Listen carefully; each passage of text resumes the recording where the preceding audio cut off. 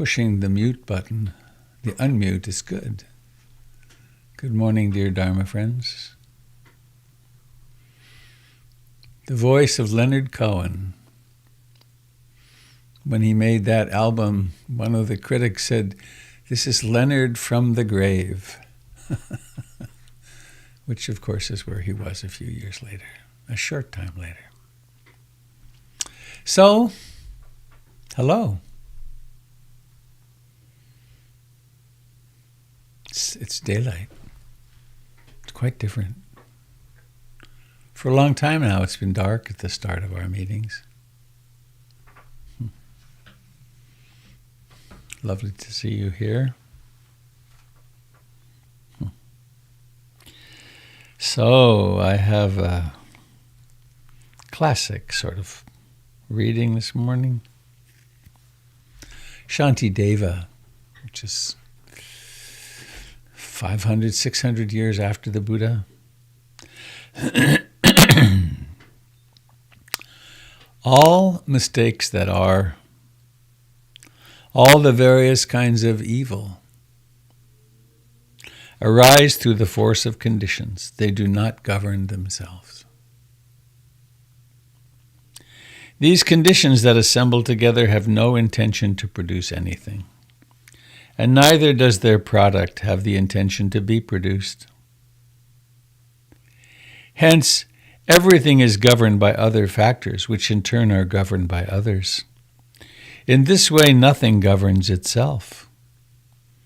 Having understood this, I should not become angry with phenomena that are all like apparitions.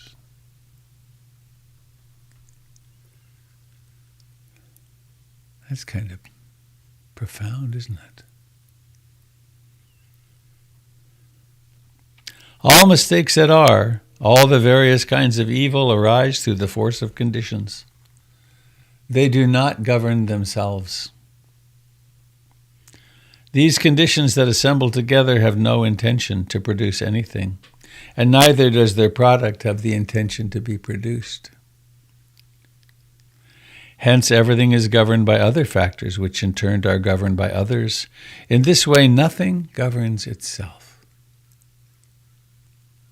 Having understood this, I should not become angry with phenomena that are like apparitions. Phenomena that are like apparitions.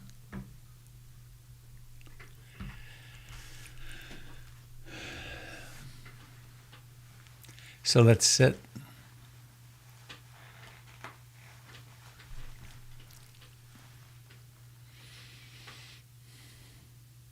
Let's sit and let everything be as it is.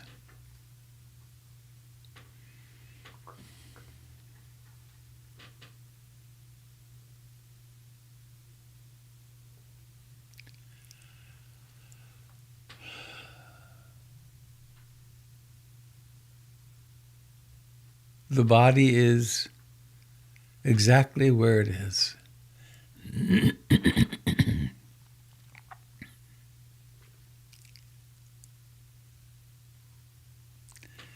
And perhaps a reminder of the beautiful, simple, remarkable teaching from Ajahn Chah.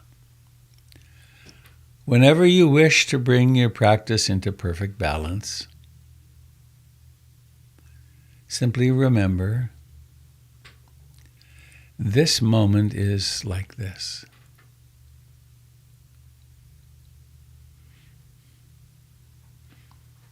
To the unpracticed, it can sound like a very silly thing to say. Of course it's like this.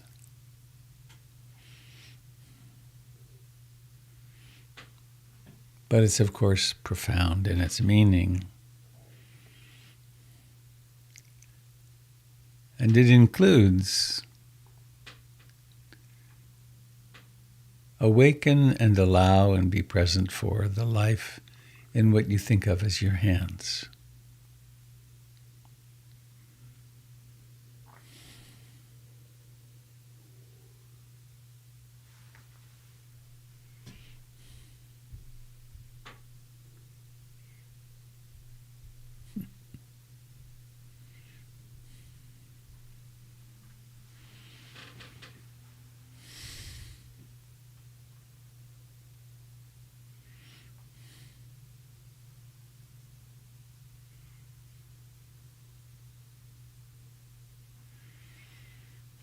Awaken to the life which is the contact of the body with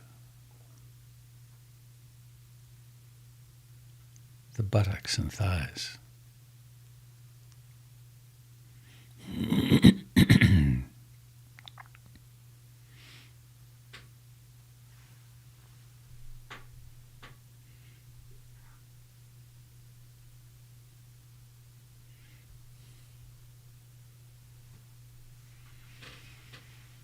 Notice the life, embrace the life of your face.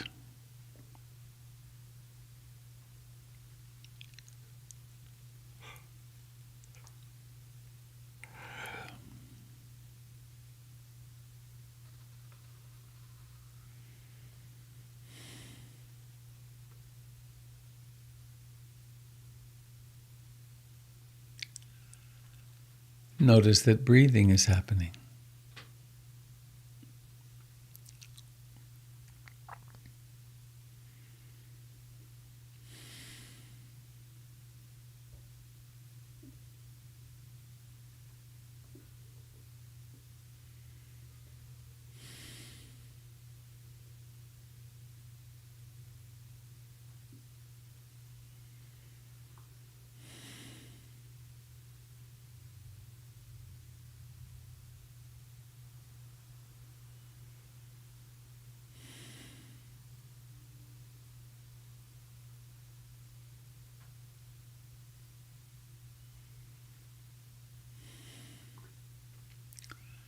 And each breath has its beginning.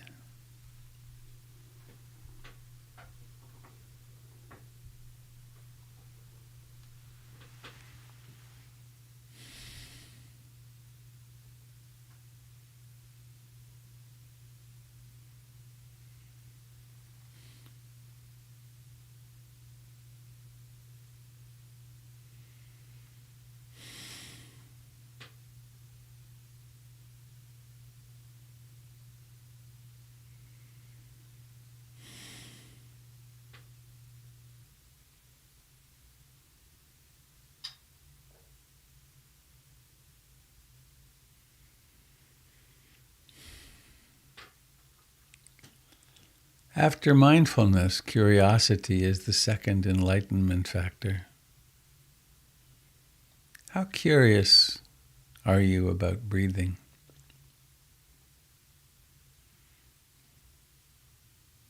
Do you know all there is to know about it already?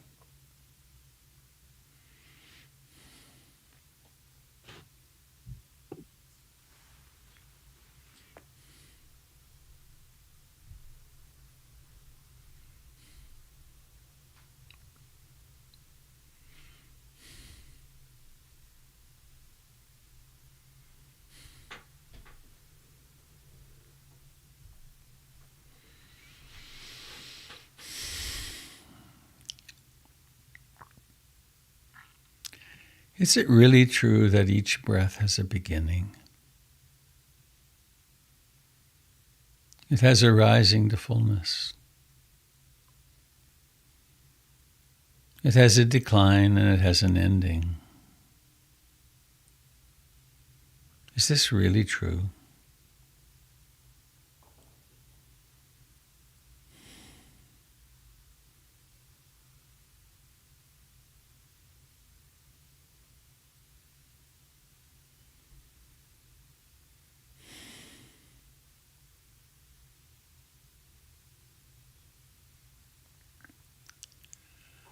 And there are probably thoughts.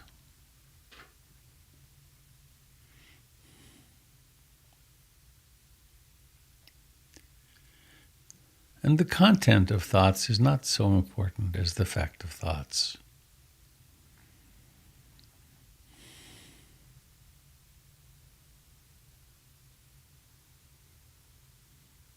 We are awakening from the trance state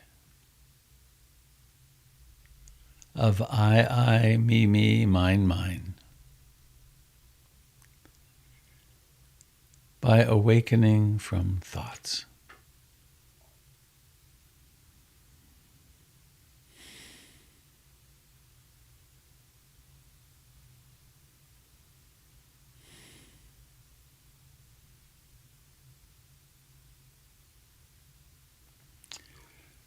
We have thought streams that come, that create the past, that are the past, and others that are the future. And they are all apparitions. They have no reality except as thoughts.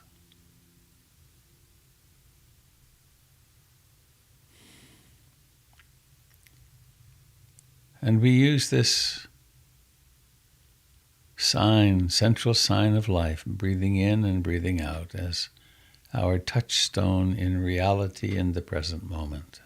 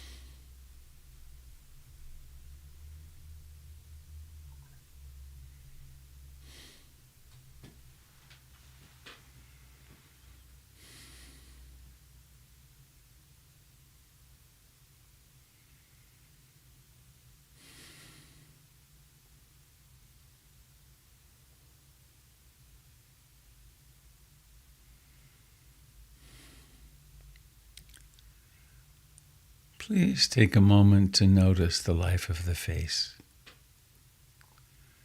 Is there any tension between the eyebrows? Can you relax the forehead?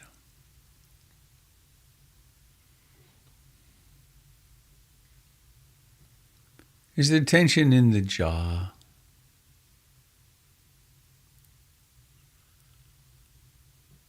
Is there tension in the gut, in the solar plexus?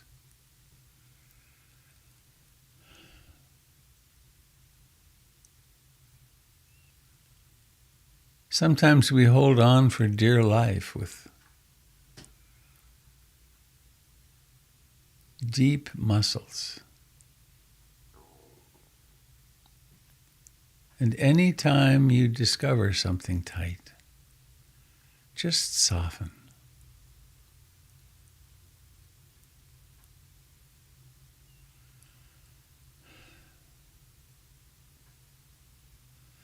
Soften, let go, let be.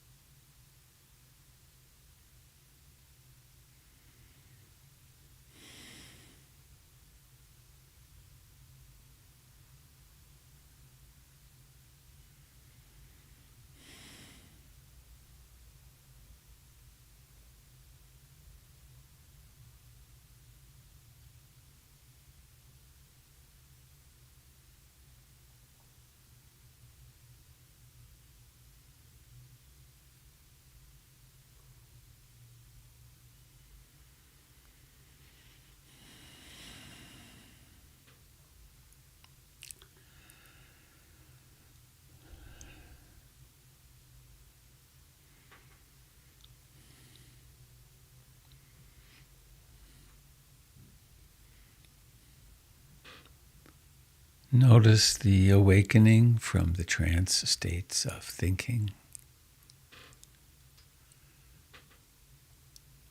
And those trances can take the form of the 5 hindrances, of really wanting something, creating fantasies of it, longing for it, becoming completely mesmerized in desire. It can even be, I want the meditation to be like it was yesterday, pleasant.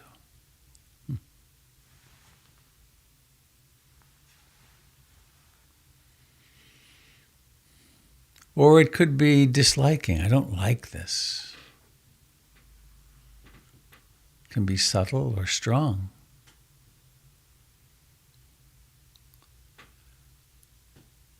Or the mind can just be full of restlessness and agitation, to the point of tumult,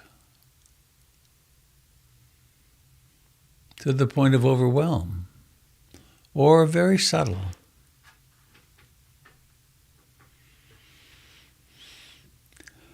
Or there can be a predominance of sloth and torpor, sleepy dullness.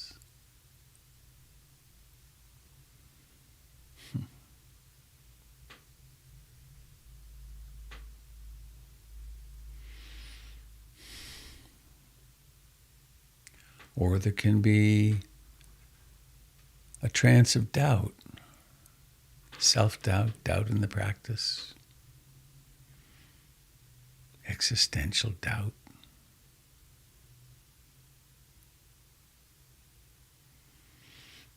None of these are wrong or bad. To call them bad would be like calling the weather bad, the fact of weather bad.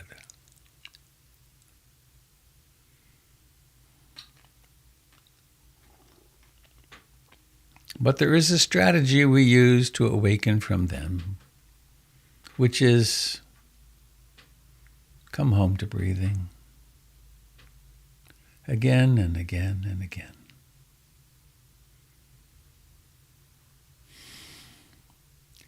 With absolutely no coercion, no violence.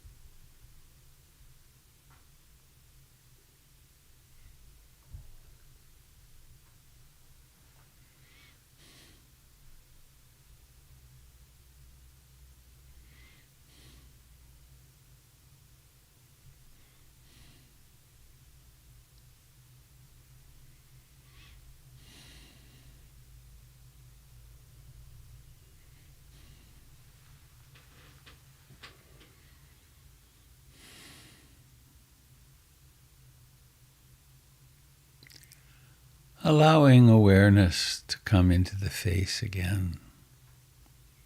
Notice the lips. Are they tight? Is the jaw tight? We can hold attitudes and emotions just with a fix of the face.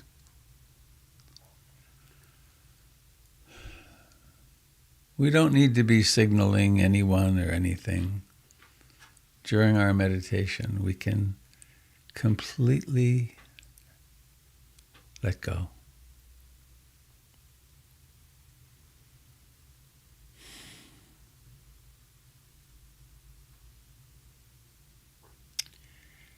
Coming with love.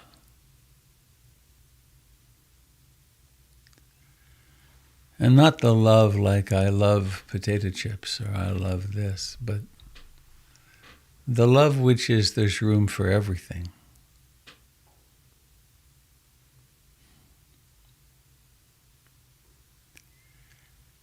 There's room to allow this that we take to be ourself to be exactly as it is.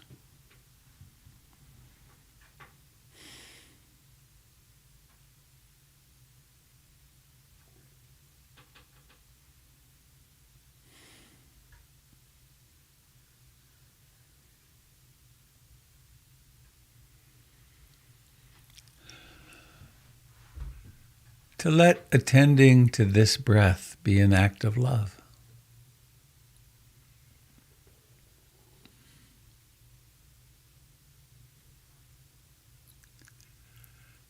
To receive the grace of this breath, the miracle of this breath right now, as an act of love.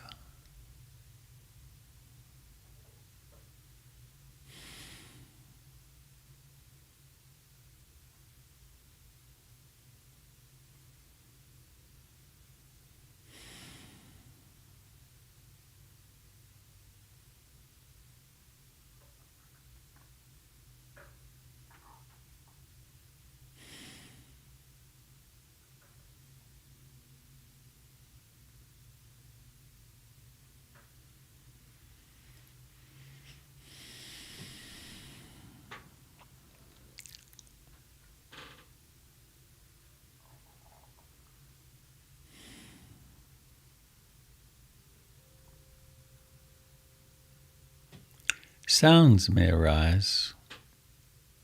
Sounds inside, we call, sometimes when they get bad, we call them tinnitus. There are external sounds, including this voice.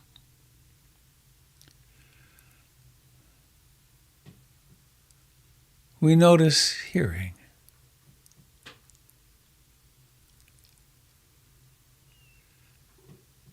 And then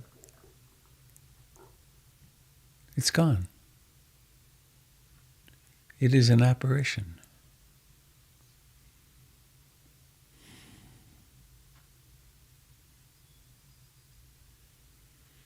There may be discomfort or pain.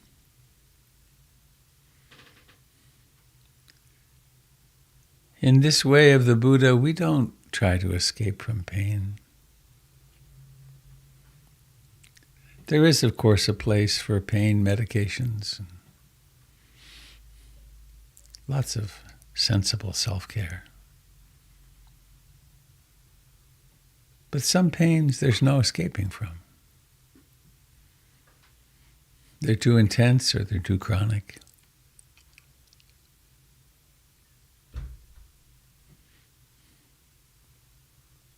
And with them, the only way to freedom is through.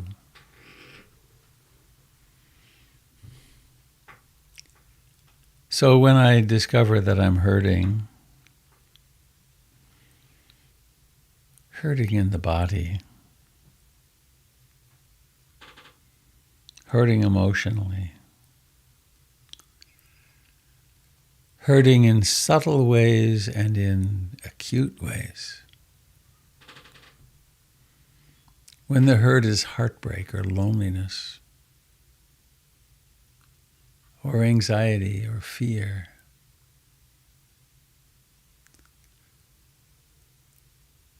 I aspire to hold myself in sweet compassion.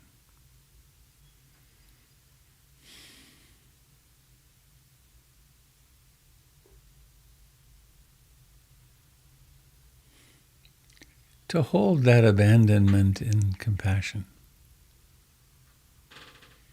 that sense of abandonment, to hold that burning anger with compassion.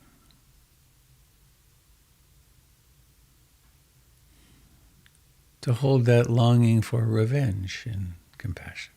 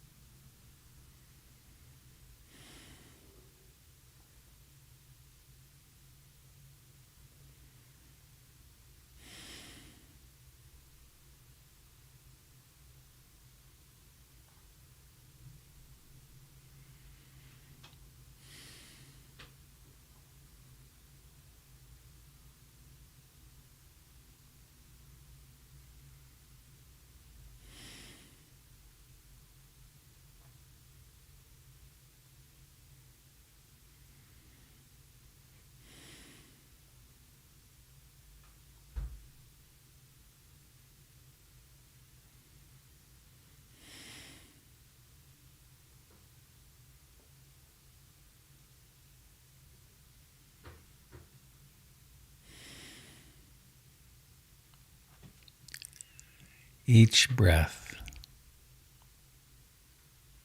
appears out of nowhere.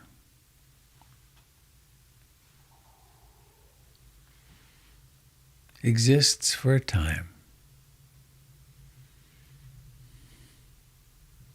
and vanishes.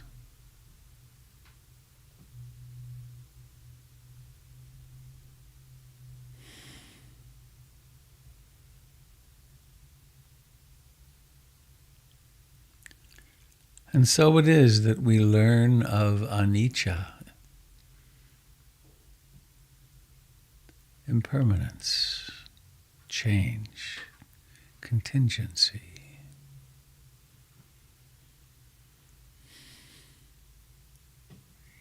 Each breath, each thought, each mood, each perception, all singing the same song.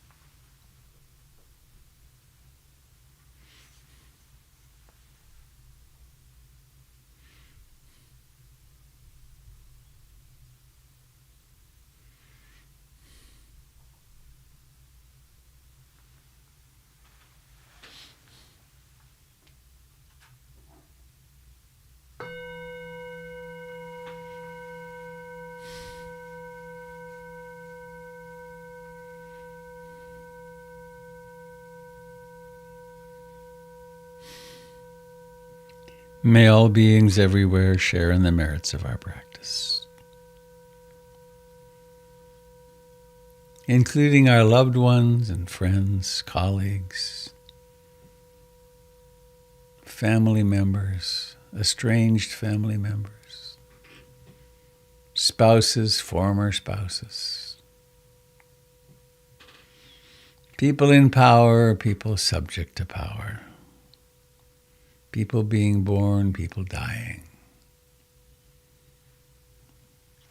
And the hundreds of billions of animals, creatures, beings who fly, crawl, hang in the trees, slither, burrow.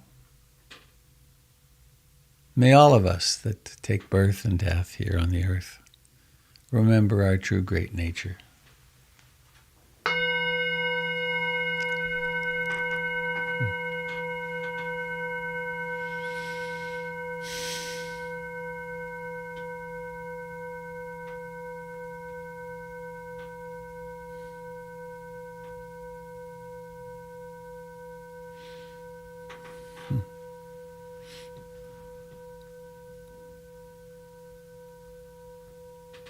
The Buddhist map, the map of the inner life, doesn't have very many teaching tools in a way that you can point at. But I found two of the hindrances well articulated in the jungles of Costa Rica. So you remember sloth and torpor. This is sloth. This is sloth, baby. This is sloth, baby. This is tapir. So we now have sloth and tapir as friends. Sloth and tapir. And then I want to show you today also, if I can get out of here, come on. Here we go.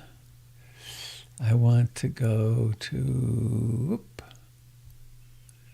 library. Boom, boom, boom, boom, boom, boom, boom, boom, right to the bottom. Marla and a friend, whose name I don't know, have been decorating the center. And those of you that know it will hardly recognize the beauty of this is the way the living room is right now. New carpet, new paint, new lighting, 3 new couches, and a profoundly different layout.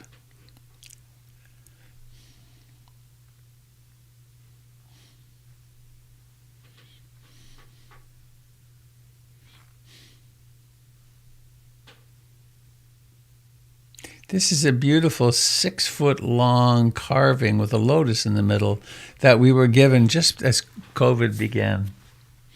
And it now has a home here. This is looking the other way. This has there are 5 round imaginary tables here. The real tables will actually fill the gaps. So we have round lights, round LED lights.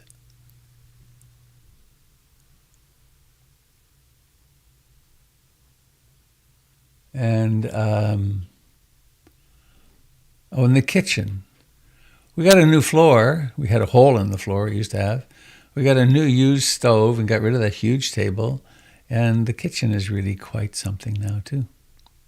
And then this is the where the shoes and all that will go. The other end of that hall is the restrooms. And here's the Dharma Hall with these 2 beautiful new silk paintings that we were given just weeks ago. So there's that.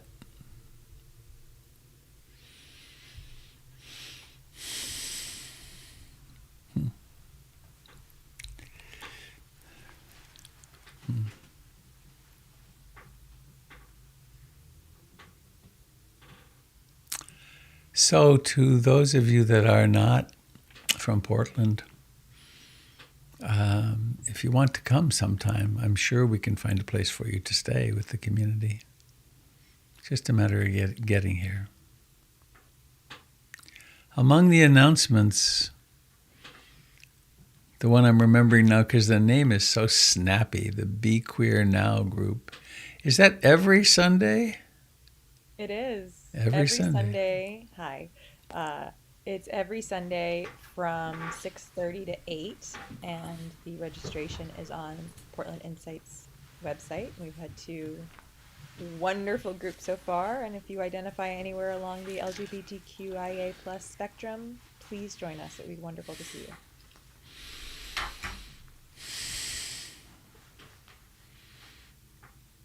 And there's more. Anything urgent,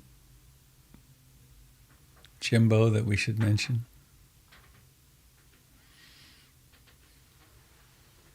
Oh, no, I was just looking at the digest, and it's pretty quiet for this week. Nothing started yet. I'm going to get a 1-day retreat together very quickly for a Saturday and a class, an 8-week class, within the next 3 or 4 weeks. Just need to decide what it's going to be. So, what about you? Today's Wednesday. Bea has 2 more days before she's gone to Costa Rica. You will escape the cold snap.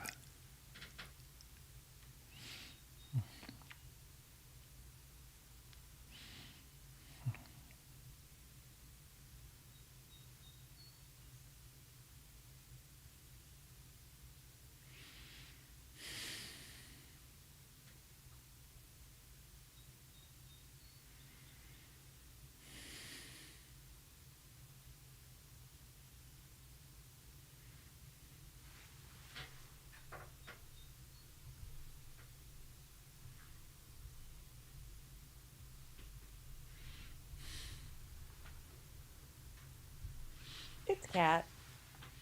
Hello, cat. Hi. There you are. Yeah, with the hair. So I've been wondering about we haven't done this here in a minute, but the vows of stillness during meditation and, sitting like a rock and not moving, which is something I've been trying. And can you talk a little more about it? Because I find it wildly confusing and difficult because even if the brain, is taking a vow of stillness, my body is twitching and doing all sorts of stuff. There's no stillness. There's no stillness. And so I don't, and there's also the accidental, like, oh, I'm going to move my hand and then stop. But there's also like the body just moving regardless of what I want it to do. The vow, quote, or the intention of stillness, just as I'm talking, there's an itch on my eyebrow that scratching was happening totally unconsciously. That's pretty interesting. So, for a period of meditation,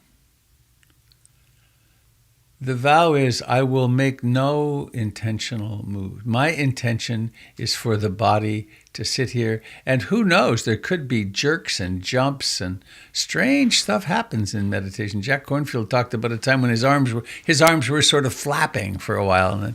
And it took tremendous effort to stop it. And his teacher said, well, let it flap. So, there are all kinds of things. Digestion is happening. Jerks and jumps can happen. But the notion is, as I understand it,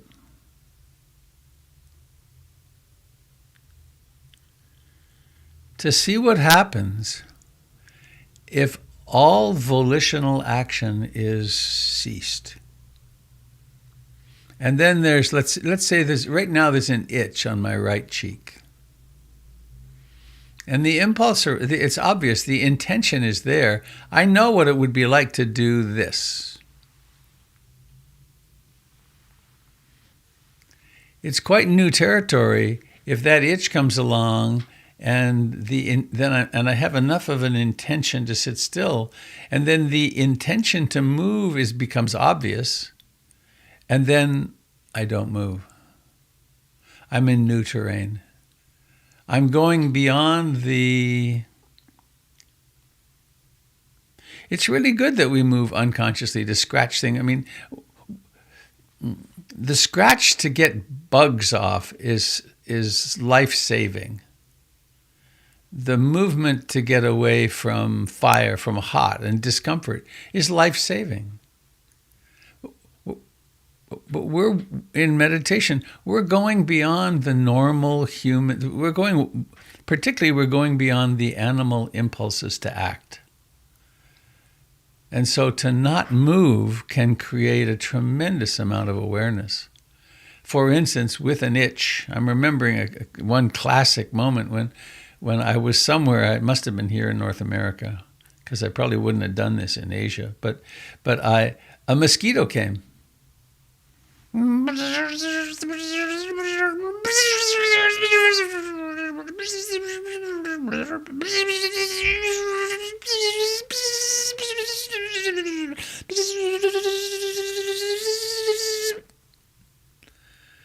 landed on my nose right here.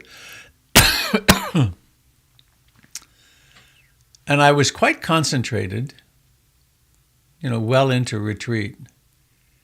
And I just watched. And there's a pain when those little cutting tools come in. There's a kind of sharp little, but I just watched. And I watched as her belly filled up with blood, and right here it gets kind of big, And then she squatted down a little bit, and then boop, popped off. And it was very interesting watching the repeated impulses to act. And there will come so many times in our lives where the impulse is there to act, to speak, to reach for something, to act in some way that isn't particularly skillful. And part of the training is learning to bear the unbearable. And so sometimes also, I'm a strong proponent of sitting as comfortably as you possibly can. I have the ultimate meditation seat here. It's a rocker with a little back. It's a balance chair. With my physical therapist suggests that I get this. And there's a little back support right at the sacrum. There's not back support above. I still have to sit up, which I wasn't. And so even with this, sometimes pains will come along which become really awful. Especially if I were doing sitting for an hour, walking for an hour, sitting for an hour. Pains develop.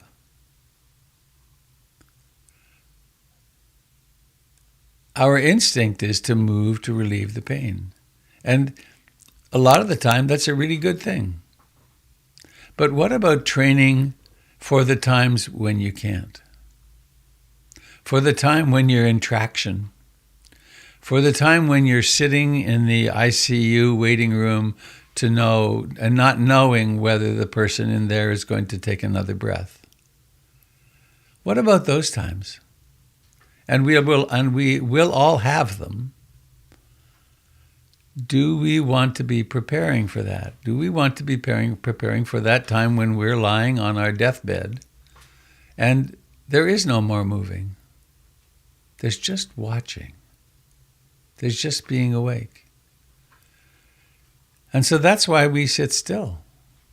It's because there's one other thing, which is if I sit still and I pay attention to the breathing, and I do that over 20 minutes, half an hour, everything will get calmer and calmer and calmer. If I keep moving, if I have my cup of coffee and I have another drink, just another little sip, and then I'm always breaking the concentration. I'm breaking the practice. That's why I suggest when you come to morning meditation, don't bring coffee with you.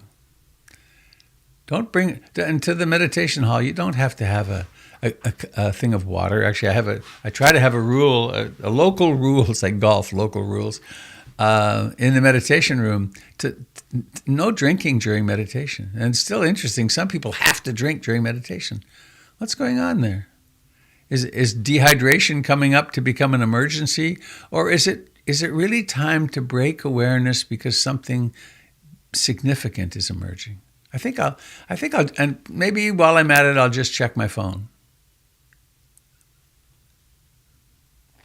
So it's about this. Spiritual discipline is, as I understand it, doing that which I really, really, really, really, really want to do. And what is it that you really, really, really, really want to do? You want to wake up. So does that address some of it, Kat? Above and beyond. Thank you so much. In a good way. Beautiful. Thank you. Mm-hmm. I had a very early in my practice, I was on my first Goenka retreat is now 51 years ago. Several days into it, I was sitting there trying to sit cross-legged, which was ridiculous because this body doesn't sit cross-legged. It never did really well. But we were doing, all we were doing was sitting. There was no walking meditation. And my right knee was going insane. And what I would say to anyone in a retreat of mine, I'd say, sit in a chair. But I stayed sitting cross-legged. And the pain got more and more and more. And we were sitting for an hour. We were doing vow sittings, sit for an hour, no moving. And this rage would happen inside. It's like to Goenka, it's like, ring the goddamn bell. And why is it taking so long? And then I started, with instruction, I started paying attention to the pain in my knee. I would closer and closer to it. I became more and more intimate with it and noticed all the mind freaking out. And then all of a sudden, all the suffering went away. And there was just pain. Now that was pretty mind-blowing. And then it came back. And then there was this oscillation between suffering and hating it and, wait, it's only pain. It's just sensations. There's no emergency. And then into the emergency. And those were moments of nirvana. Those were moments of the quenching of the craving to not have this, for life to not be like, I don't want it to be like this. Well, it is like this. Oh. And it wasn't falling into unconsciousness. It wasn't. Oh, another thing is, you can find, oh, look at this unconscious scratch of the head. Another one is, let's say you're really being bothered by some physical pain. Could be an emotional pain. And then your mind wanders off into the future. I can't wait for that Avett Brothers concert next summer or whenever it is. And then you completely forget about all the pain and suffering. And then you remember, oh, right, no, I'm suffering. What's going on there? That's fascinating. And that becomes obvious when we don't move away from discomfort all the time. Which doesn't mean we don't do what we can to minimize the pain in our bodies. I'm actually going again this morning to see the physiatrist about the pain in my back, which came back kind of in spades in Costa Rica. One of the things we did was to ride 13 zip lines through the jungle. The last zip line at Monteverde, the one that we did, is 1 kilometer long. This little tiny cable, 2 of us together, zipping along 47 miles an hour. I put my ski app on to see how fast we were going. But we were hundreds of feet above the jungle, flying through the air. It was quite something. But there were pretty long walks between some of the zip lines, uphill and upstairs, and I had some very useful contemplative practice because we were at the back of the group. It was a group of 30 people and 8 guides, and I had to stop and rest. And these young bucks, they came and they reminded me of, at their age, strong, powerful. And they came and they offered to stay with me. And I said, no, I'm okay. I can do this. But I was realizing, wow, I'm the gray-haired old guy with the hip problem who's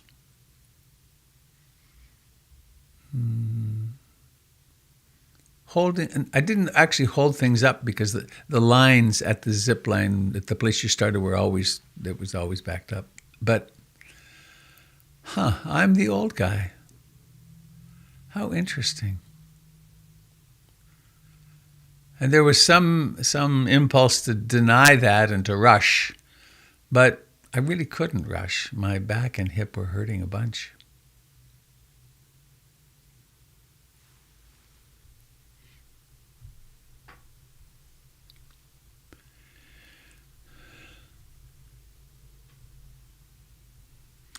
I often don't notice the chat, so please if you send something to me in the chat and I don't respond, it's not because I'm not wanting to, it's that I didn't notice it. Robert, would you speak a little of the role of Sangha and teachers in learning how to bear the unbearable so as to move beyond suffering? It seems to me that this is something that requires something of a leap of faith and the support of those who already have the capacities you speak of. Now that is a beautiful statement. Yeah. Having a teacher is essential. It's not a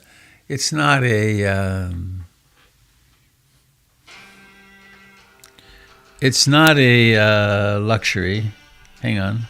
Get rid of this.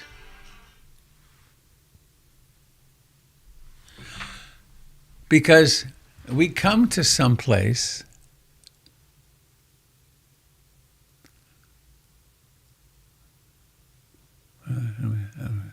I'm having a memory.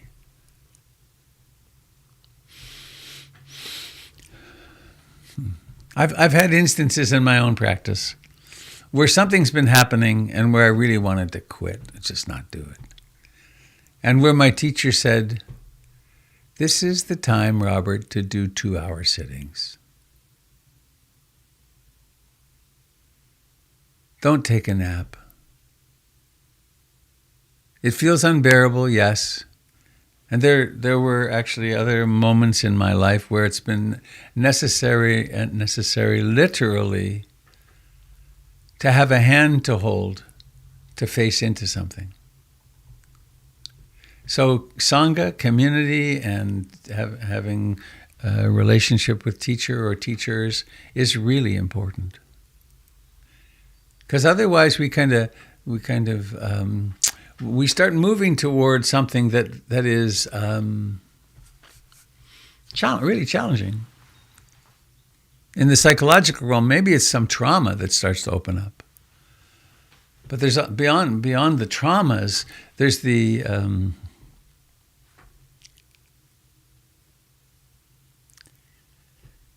state in practice where, in my experience, I just want to scream. And there's nothing bad happening. It's just that there's nowhere to hold on. And it's so helpful to have a spiritual friend say, "Yup, you're right in the middle of the path. Keep going." I mean, the classic instruction is, this is the time to sit longer. This is not the time to practice less. So is that any help? I don't see where you are, Aaron. All right. There you are. Hi. No, I'm not hearing you, but was that okay? Helpful? Okay, if I unmute, maybe it will help. Yeah. Yeah, that is helpful. I mean, I guess in a very much of a sense, we developed the crutches that we developed. For me, for example, one of them is coffee, and I started becoming addicted to coffee basically when this feels extraordinarily vulnerable to share this with a group, especially as somebody who has a deeply rooted sense of not belonging. Why should I feel like I belong? So to open up in a personal way is very difficult. I'm just pointing towards that to acknowledge it. It's a little bow, right? So that takes away its power a little bit.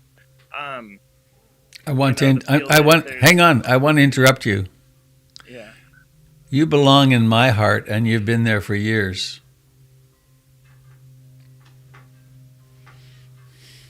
I appreciate it. So there's a part of me that has a hard time understanding that, So of course, life circumstances, yeah, conditions, various things that have told me very, yeah, where the only safe thing is to believe otherwise, At any rate, yeah. So like coffee, it's like, well, I don't have the energy to do it by myself, but if I have coffee, then I can get through. The morning meditations are really challenging for me. I think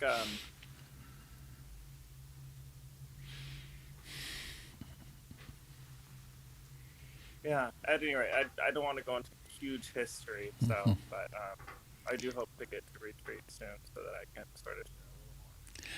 I have an idea. You know my email address. Yes? Robert at robertbeatty.com. Yeah. Will you send me your mailing address? Because I brought home from Costa Rica several pounds of the world's best coffee. And I will send you some specially blessed Costa Rican coffee that you can make and get over the guilt of having a little coffee. It's interesting. Sometimes, in the morning meditation, I'm off camera, I'm off, and it's like I make conscious choices. It's like, well, I could get up now, I could do it, but I'm going to be tired all day, you know. Mhm. So I have to make sort of like practical, you know, navigation choices. A lot of the times I'm doing coffee making meditation, you know, I used to do a barista. So Kind of a what? little janky little, yeah. So what? Actually, I've come to accept it, you know. So, but Good, but I'm serious. I'll send you a few shots of really fine, grown in the Orisi Valley. Orosi. How about this? Can we bargain a little bit here? Let's negotiate. All right. I could come to Portland with this thing and offer some music, the Sangha. Yes. I don't have to spend money on postage. Well, we could do both. Yeah. And we're not going to open up for a month or two. There's still stuff to get together. But anyway, if you want some, I'll send you some. Okay. Yeah, that's lovely. Yeah. Okay. I appreciate it. It's very curious how like how hard it is for me to just say okay. And Interesting. one night, a long time ago, I was on retreat with Achan Sumedo. And I took as my yogi job washing the kitchen floor. So every night, the last thing that happened in the kitchen was someone washed the floor, and it was me. And I liked that. So, and I was there doing it, and in comes Achan Sumedo with his 2 thermoses. And he came into the kitchen at Cloud Mountain to make his large urn of coffee, his large thing of coffee, because he really likes good coffee. And he traveled with 2 thermoses to allow him to manage that. So, and I'm glad of that because I had the opportunity to ask him. I said, "What? You've been a monk for a long time. 60 years or 55 years or something. What's the outcome of that? What has that given you?" And he paused quite pensively for a few moments and then said something that really I found very strengthening, which is, he said, "Robert, I think I'm going to be able to deal with anything that life throws at me." Now, that was a very interesting response. That's a big spectrum too. Wow. Yeah. You know, I just thinking about like Sayadaw Tejaniya, you know, and the teachings Buddhist, you know, went through with him last spring, and Right. thinking about what things are like in Myanmar, Burma right now. Like, life Yeah. can throw a lot at you. Yeah. Yeah. Well, in our country. Yeah. Yep. But anyway, keep you were starting. Was that a question? Oh, that was me acknowledging that maybe I interrupted a little. I didn't notice and I don't care. Okay. That works by me. All right. I'm hoping to get to one of the retreats. You know, my music communities are really important to me. There might be a Seattle Rock Orchestra thing happening the weekend of Hollyhock, but I could actually probably afford to go. Actually, I could afford to go. I just have to make it happen. Or Brighton Bush, but there's a concert I've been invited to play. Mm-hmm. You know, with COVID having put these communities into hibernation for so long. Yeah, how to come back to life is challenging. Well, I'll look forward to seeing you, and I'll look for your email. Okay, thank you. All right. Sounds good. Robert at robertbeatty.com. Yep. Okay. Thank Well, you. friends, it's almost a quarter after. I need to go soon. Anybody have anything else you'd like to share? I was going to say, it looks like you got something on your lip right up there. Uh-oh. Thank you. God. How's Also, that? I would love to get some of that coffee too, if I can. I'm like Douglas. Send me your address. I won't send a lot, but I'll make enough to make it. Even saw there, so that's good enough for me. Good. Thanks for the. Always tell me if I'm drooling or something. Actually, That's why I had myself unmuted earlier, because I was going to let you know when you guys weren't talking. Funny. Actually, something that's happened as I've aged is the corners of my mouth have drooped, and it's really a bummer because this side drools, and I can be in the middle of playing a song, singing, and the stupid drool starts. So what do? Do you keep singing? Do you stop and wipe? It's old. Getting old has a lot of. I mean, that's a funny one, but getting old has some really yucky drooling and dripping and leaking and yuck. There's a lot to get used to. It gets better, youngster. All right. Well, let's sing our way home. Oh, go ahead, a voice. Can I chime in for a minute? I hear a voice. Tamara. Hello, Tamara. You're beautiful, Robert. I just wanted to say really quick that the Dharma Hall looks really, really beautiful. Isn't it gorgeous? It's so nice to see it without all the furniture and everything. So Yeah. it's really good feeling to see that. I just wanted to Yep. put that in there. And we'll be in So, soon. huzzah. Okay. Bye. Let us sing our way to leaving. Ready? Bhavatu Sabe Mangalam Bhavatu Sabe Mangalam Bhavatu Sabe Mangalam Sadhu, sadhu, sadhu.